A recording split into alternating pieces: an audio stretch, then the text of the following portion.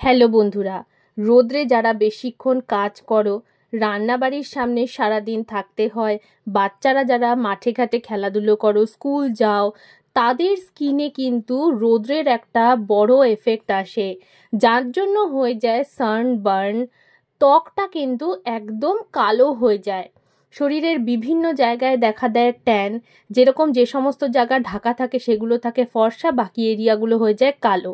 আজকে আমি তোমাদের সাথে এমন একটা হোম রেমেডি শেয়ার করব, যেটা ব্যবহার করলে তোমাদের স্কিন কিন্তু কাচের মতো ফর্সা উজ্জ্বল হয়ে যাবে। কোনো ট্যান থাকবে না, কোনো দাগ থাকবে না। দাগ, ছোপ, ট্যান, কালচে ভাব, পিগমেন্টেশন এগুলো কিন্তু একেবারেই দূর হয়ে যাবে। তো চলো এটা বানিয়ে নিই। প্রথমে আমি একটা ছোট্ট স্লাইস টমেটো নিয়ে নিলাম। এটাকে আমি ছাঁকনির মাধ্যমে এর রসটা ছেঁকে নেব, কারণ অনেকের না টমেটোর বীজ থেকে ইরিটেশন হয়।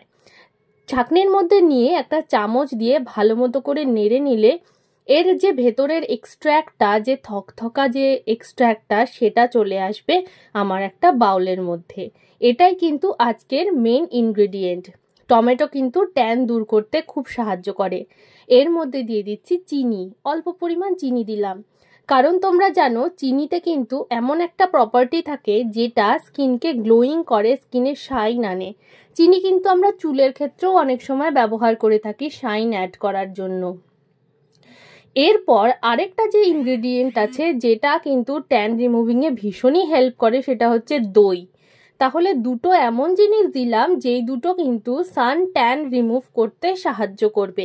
আর বুঝতেই পারছো আজকের রেমেডিটা কিন্তু বিশেষভাবে সান ট্যানের জন্য।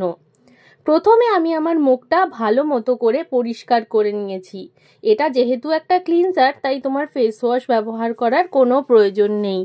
এবার আমি একটা ওয়াইপ নিয়ে নিলাম, এটাকে দুটুকরো করে নিলাম, কারণ বড় ওয়াইপের আমাদের প্রয়োজন নেই।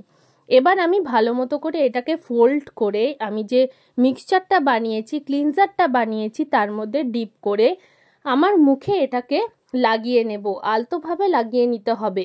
এটা কিন্তু কোনো রাব করার দরকার নেই বা ফেসিয়ালের মতো ঘষে ঘষে কোনো নোংরা ময়লা তোলার কোনো কিছুরই দরকার নেই।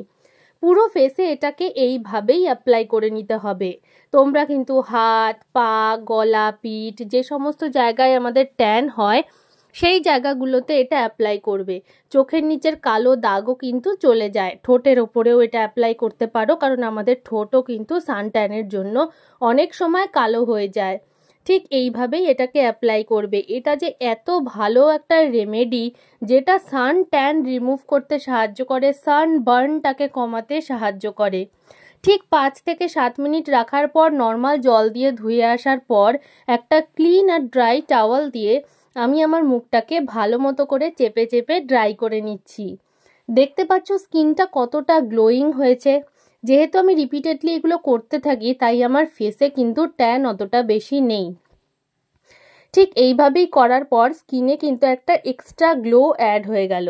এবার স্কিনটাকে টোনিং করার জন্য আমি ব্যবহার করব গোলাপ জল।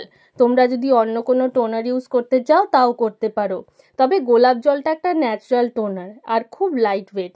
ঠিক এইভাবেই হাত দিয়ে চেপে চেপে আমি টোনারটাকে আমার ফেসের ওপর অ্যাপ্লাই করে নিলাম। এখানেই কমপ্লিট হচ্ছে আমার ডি ট্যান ক্লিনজিংটা। এই ক্লিনজিংটা তোমাদের ভালো লাগলে ডেফিনেটলি এটাকে করে আমাকে কমেন্ট বক্সে জানিও কতটা উপকার পেলে।